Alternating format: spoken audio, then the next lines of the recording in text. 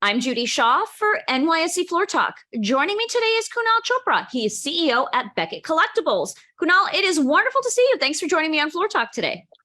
Oh, thank you for having me, Judy.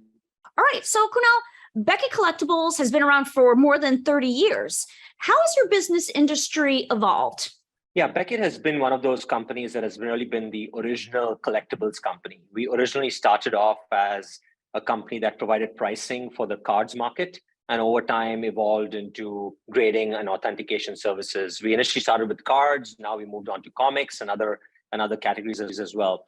Overall, the industry has just taken off over the last few years, I would say. There's been a large infiltration of technology that has adopted in this industry. There's been a large infiltration of manufacturers that are producing more cards out there as well. There's a demand for not just cards, but multiple categories as alternative assets as a whole. There are hobbyists that are in the industry. There are investors coming into the industry. So we're really seeing a surge in demand and looking at cards, not just as its category, but an asset as part of an overall alternative asset portfolio. So now you recently partnered with Palantir Technologies. What do data analytics and baseball cards have to do with each other? A lot.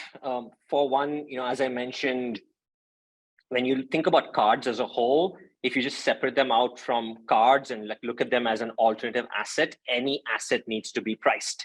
And so pricing at the end of the day is a very big key use case for any alternative asset, in this case, cards specifically.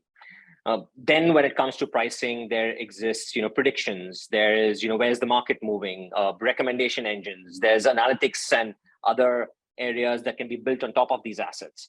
And so, then when you look at grading and authentication, for example, for cards, there's data and analytics that's used as part of that process as well. So from every step of the entire value chain, right from the aspect of pricing a card all the way to grading, authenticating it, and selling it eventually to another participant in the market, pricing, analytics, data is used across the board. And that's where our partnership with Palantir really comes into play.